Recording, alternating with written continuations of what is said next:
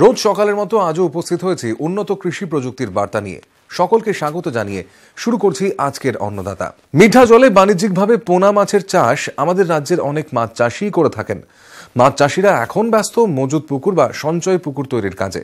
মাছ চাষের জন্য পুকুর তৈরি করা হলো প্রথম কাজ, আর তারপরের গুরুত্বপূর্ণ কাজটি হলো সঠিক সংখ্যায় নির্দিষ্ট সাইজের মাছ ছাড়া।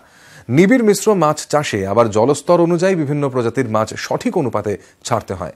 মাছ ছাড়ার ক্ষেত্রে বিজ্ঞানসম্মত বেশ কিছু পদ্ধতি রয়েছে। আসুন মাছের এই মজুত করার বিষয়ে এবারে আমরা জেনে নিই মুর্শিদাবাদ জেলায় অবস্থিত কৃষি বিজ্ঞান কেন্দ্রের বিষয়বস্তু বিশেষজ্ঞ সমীরণ পাত্রের কাছ থেকে। মজুত পুকুরে চাষ করতে গেলে আমরা সাধারণত চারা পোনাই ছাড়ি, যেটা 3 মাস বয়স হয় এবং তার সাইজটা হচ্ছে 10 সেন্টিমিটার সাইজ হবে এবং ওজনটা প্রায় 10 গ্রাম।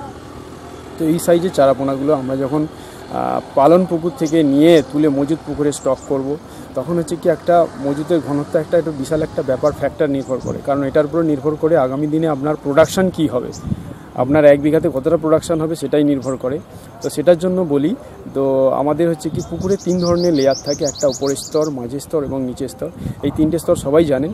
উপর স্তরে কে কে থাকে এবং মাঝের স্তরে কে থাকে এবং নিচের স্তরে কোন কোন মাছ থাকে সেটা আপনারা নিশ্চয়ই জানেন।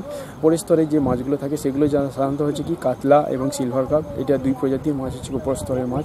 মাঝের স্তরের মাছ বলতে কি আপনার হচ্ছে কি রুই মাছ এবং আর হচ্ছে তার সঙ্গে যে গ্রাস কাপ। এবং নিচের স্তরের যে মাছ এখন দেখবেন হচ্ছে আমেরিকান রুইয়ের জায়গায় আরেকটা নতুন প্রজাতি যে মাছ এসেছেন, যার মধ্যে দেখবেন যে আমুর কার্প বলছে, যেটা হাঙ্গেরিয়ান স্ট্রেন, খুব ভালো গ্রোথ রেট, সেটাও ছাড়তে পারেন আমেরিকানের জায়গা, এবং আর ব্রিগেল আছে। তাহলে এই 6টা প্রজাতির মাছ যদি আমরা ছাড়ি আমাদের পুকুরে, যেখানে 6 ফিট জলের গভীরতা আছে মজুদ পুকুরে, তাহলে তাদের অনুপাত হবে কি না 3, 4, 3 অনুপাত করতে পারেন, অথবা উপরের স্তরে 4টে রাখতে পারেন মাছ, মাঝের স্তরে 3টে এবং নিচের স্তরে 3টে। তাহলে এই 4, 3, 4 অথবা 3, 4, 3 এই অনুপাতে যদি মাছ ছাড়েন, তাহলে কিন্তু আপনার পুকুরে যে উপযুক্ত যে প্রতিটা লেয়ারে যে খাবারগুলো পাওয়া যায় সেগুলো সুষমভাবে ব্যবহৃত হবে। তো সেই জন্য হচ্ছে কি বলি, এটা হচ্ছে কি 4টে 3টে এই অনুপাত মেনটেন করে আপনারা হচ্ছে কি পুকুরে মাছ ছাড়বেন। আবার অনেকে বলবেন যে স্যার আমরা তো উপরের স্তরে যদি আমরা 3টে মাছ ছাড়ি, তাহলে কাতলা আর সিলভার কাপ আছে, কী করে ছাড়বো, কটা মাছ ছাড়বো, বা ভালো এরকম ধরনের কোশ্চেন আপনারা করতেই পারেন, কিংবা মনে আসতে পারে, প্রশ্ন আসতে পারে। তো সেটা দূর করে দিতে পারি যে উপরের স্তরে যে আমরা 3টে অথবা যে 4টে মাছ ছাড়বো, সেটা হচ্ছে 50-50 ভাগ করে নেব। কারণ হচ্ছে কি উপরে 2টো প্রজাতির মাছ আছে, কাতলা এবং সিলভার কাপ। তাহলে আমি যদি 3টে যদি মাছ দিই, তাহলে হচ্ছে কি 1.5 আর 1.5 করে মাছ দেবো। সাধারণত আমরা 1 বিঘা পুকুরে বলি 1000 থেকে 2000 পিস মাছ ছাড়বেন। যদি 1000 পিস ধরে নিই, যদি আপনি চাষি বললাম যে 1000 পিস মাছ ছাড়বেন, তাহলে উপরের স্তরে কটা মাছ ছাড়বেন? 300 পিস মাছ। 300 পিসের মধ্যে তাহলে কাতলা কটা হবে? 150টা এবং সিলভার কাপ হবে 150। এবারে মাঝের স্তরে আসি। মাঝের স্তরে হচ্ছে কে থাকছে? রুই এবং গ্রাস কাপ। এখানে হাফ ভাগ করলে হবে না। 1 বিঘা পুকুরে যদি পুকুরে আগাছা থাকে, জলজ আগাছা থাকে, তাহলে গ্রাস কাপ ম্যাক্সিমাম আপনি 50টা ছাড়তে পারবেন। তাহলে 400টার মধ্যে যে 50টা বা 300টার মধ্যে যে 50টা গ্রাস কাপ বেরিয়ে গেল, তাহলে আপনার থাকছে কটা? 250 টাকা থাকছে। আর যদি 400টা হয়, তাহলে আপনি 350টা ছাড়ছেন। এরপরে নিচের স্তরে আসি। নিচের স্তরে আর 2জন থাকলো, সেখানে হচ্ছে কি মৃগেল থাকতে পারে এবং আমেরিকান রুই থাকতে পারে। আমেরিকান রুইয়ের জায়গায় এখন আমুর কার্প এসেছে। যদি আমুর কার্পই ঢোকান, তাহলে বলবো এখানে উপরের স্তরের মতো সমান ভাগ করে দেবেন, 50-50, মানে 150টা 300টা এই হিসাবে হিসাব করবেন। তখন দেখবেন যে টোটাল 1000 পিস মাছ হয়ে গেছে। এবং এই 1000 পিস মাছ আপনি 1 বছর বা 7 থেকে 8 মাস চাষ করার পর দেখবেন আপনার 1 বিঘা পুকুর থেকে মোটামুটি 8 থেকে 10 কুইন্টাল মাছ আপনি প্রোডাকশন করতে পারবেন। মজুতের হার একটা পুকুরে আপনার ক্যারিং ক্যাপাসিটি তো আছে, সেই মজুতের বেশি চলে গেলে আপনাকে ম্যানেজমেন্ট বেশি করতে হবে, খাবার বেশি দিতে হবে। আপনারা খাবারও দেবেন না, মাছ বেশি ছেড়ে দেবেন, তাহলে মাছ খাওয়ার কোথা থেকে পাবে?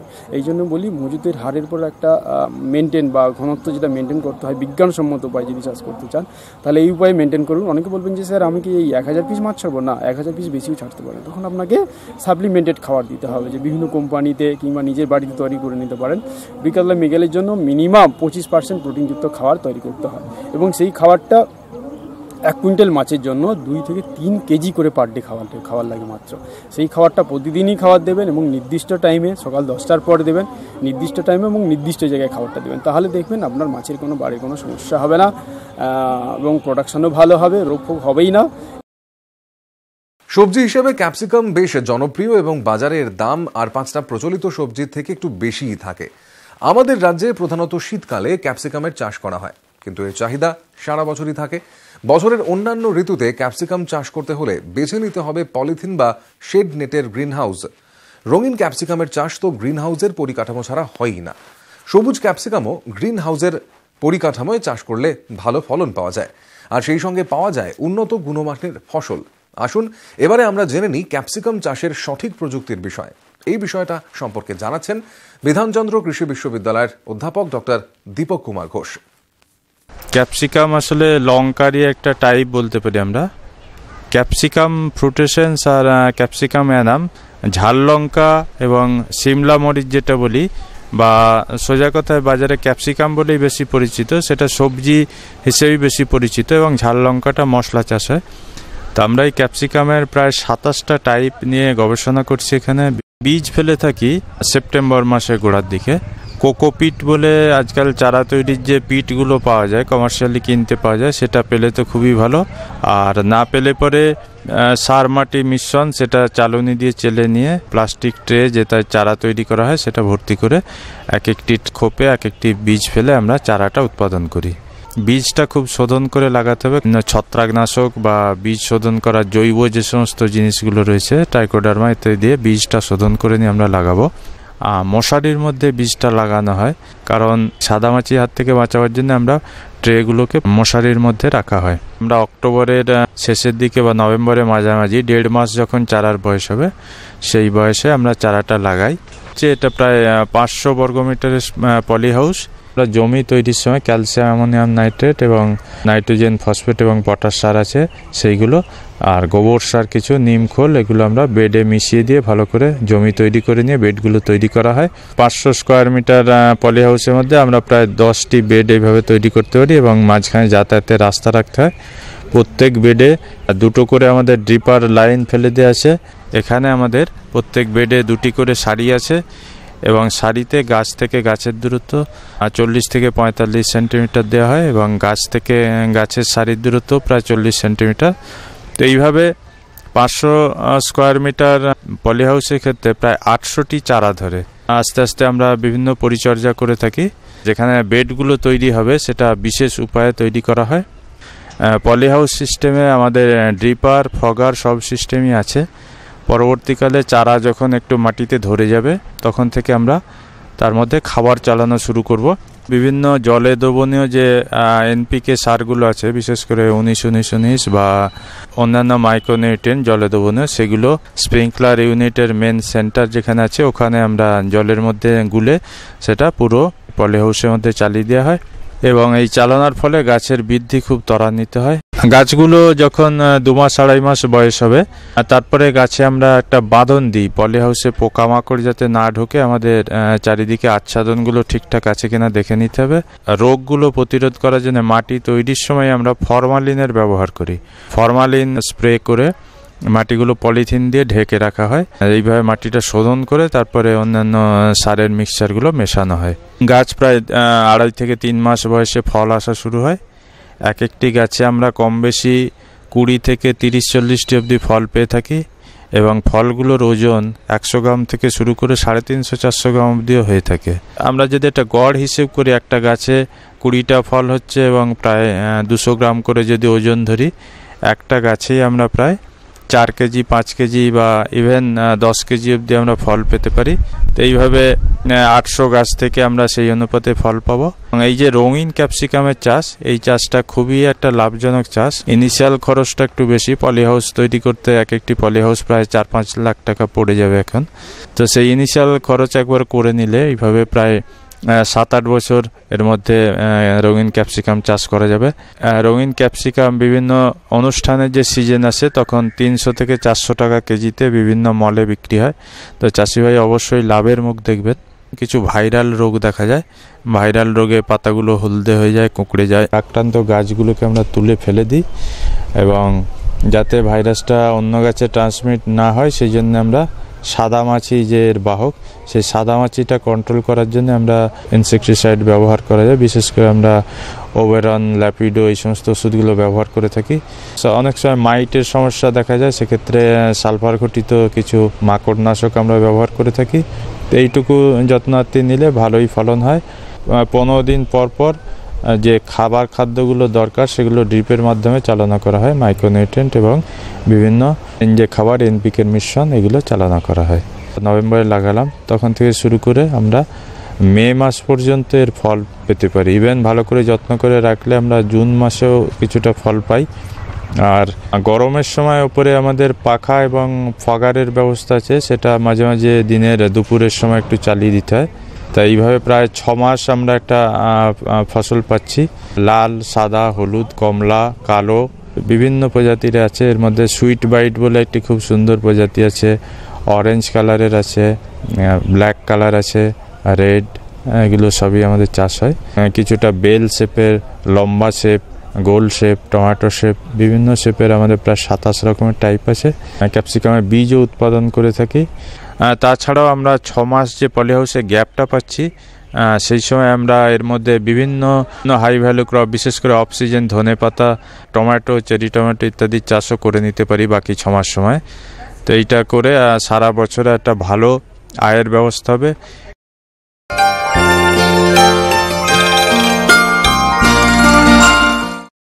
এবার দেখুন জন ডিয়ার অন্নদাতা হেল্পলাইন। চিঠিপত্র, টেলিফোন এবং ইমেলের মাধ্যমে দর্শকরা আমাদের কাছে যে প্রশ্ন করে থাকেন তার উত্তর নিয়েই সাজানো হলো জন ডিয়ার অন্নদাতা হেল্পলাইন।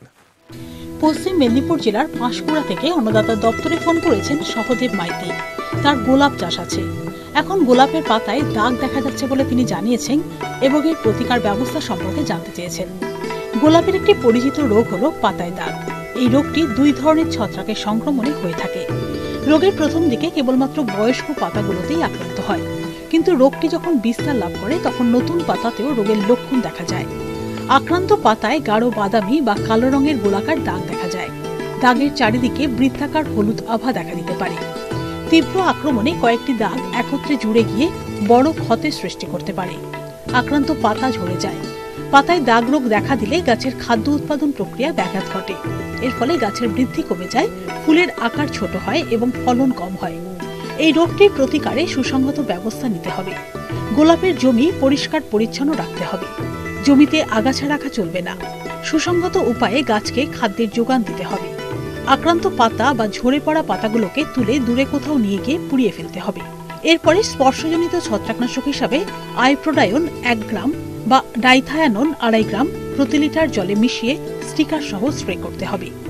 এর 7 দিন পরে অন্তর্বাহী ছত্রাকনাশক হিসাবে কার্বেন্ডাজিম 1 গ্রাম বা বেনোমিল 1 গ্রাম অথবা পেনকোনাজল 0.5 মিলিলিটার প্রতি লিটার জলে মিশিয়ে স্প্রে করতে হবে।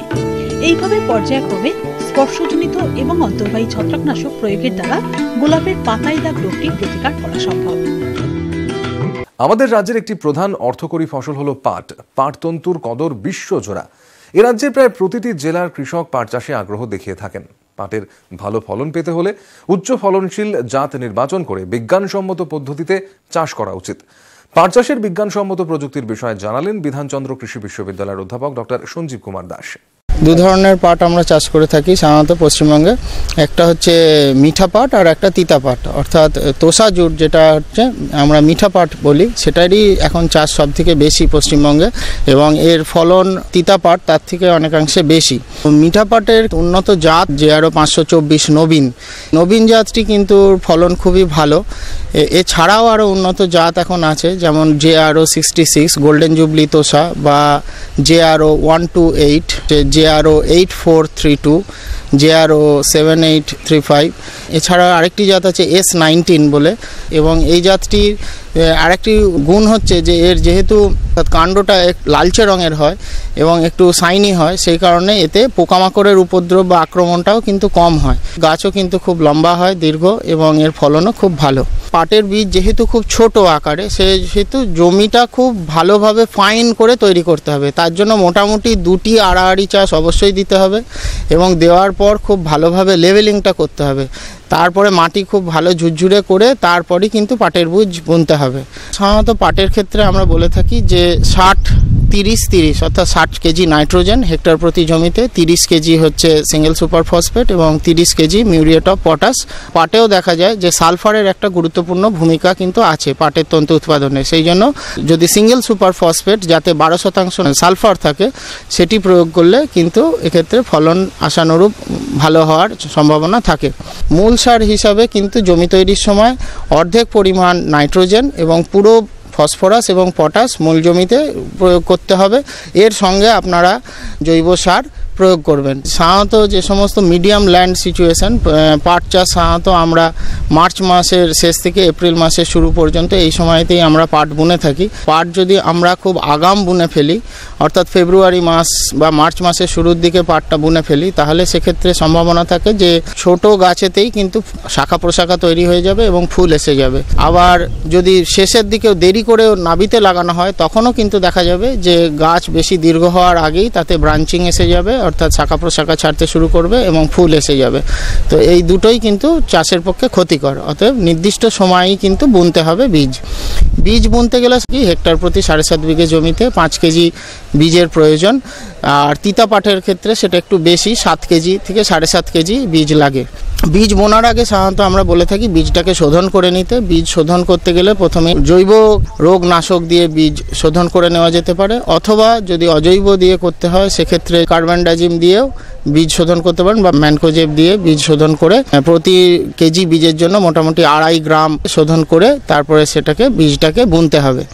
বুনতে গেলে প্রথমে হচ্ছে যে সারি থেকে সারির দূরত্ব পাটের ক্ষেত্রে 20 সেন্টিমিটার এবং গাছ থেকে গাছের দূরত্ব হবে 10 সেন্টিমিটার। তো এইভাবে যদি সারিতে বীজ বোনা যায় তাহলে ফলনটা খুব ভালো হয়।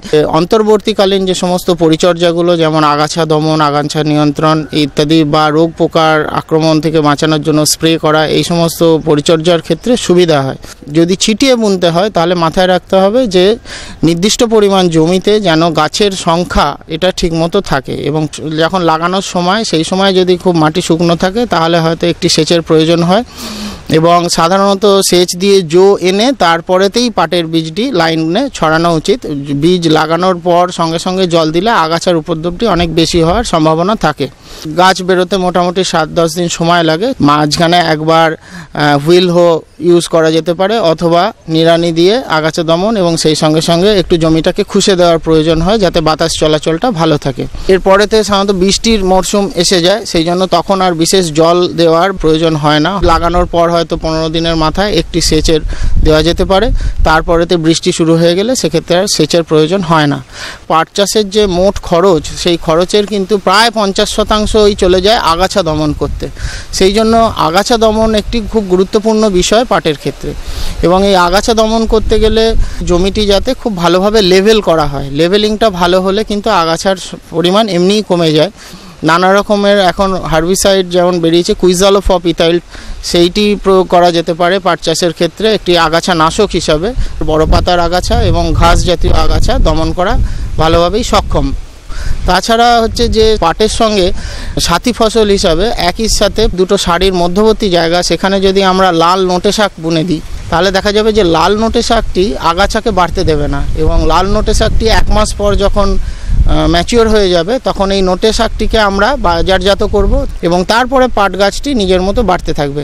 আবার এমনও করা যায় যে পাটের বীজ বোনার 1 মাস আগে যদি আমরা সেই জমিতে মুগের বীজ বুনে দিই ছিটিয়ে, এবং সেক্ষেত্রে মুগ গাছ মোটামুটি 1 মাস বয়স হওয়ার পর তারপরে আমরা পাটের বীজটি বুনবো সারিতে। মুগটি যখন ম্যাচিওর করে যাবে ফসলটি, তখন আমরা মুগটা কেটে নেব, তখন এবার পাট গাছটি বাড়তে থাকবে। মুগের একটা আলাদা আমরা ফসল হিসাবে ওখান থেকে একই জমি থেকে পেয়ে গেলাম, যার ফলে মুগও পেলাম, আবার সেই জমি থেকে পাটও পেয়ে গেলাম নির্দিষ্ট সময়ের মধ্যে। পাটের বিভিন্ন পোকা, যেমন জুট অ্যাপিয়ন বলে একটি হয়, বা শোষক পোকা, এইগুলো নিয়ন্ত্রণ করা হয়। তার সাথে সাথে পাটের শেকড়ে ম্যাক্রোফোমিনা জাতীয় রোগের প্রাদুর্ভাব, বিভিন্ন গোড়া পচা, কাণ্ড পচা রোগ, সেইগুলোকেও যদি যথাযথ ঔষধ স্প্রে করে নিয়ন্ত্রণ করা হয়।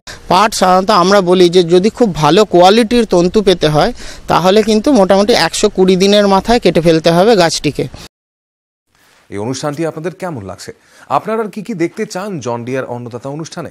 জানিয়ে চিঠি লিখুন। আমাদের ঠিকানা Annadata news 18 Bangla, Godrej water side, tower 1, Saltlake, sector 5, Kolkata 91। অনুষ্ঠানটি আজকের মতো এখানেই শেষ করছি। আবার দেখা হবে কাল সকালে। নমস্কার।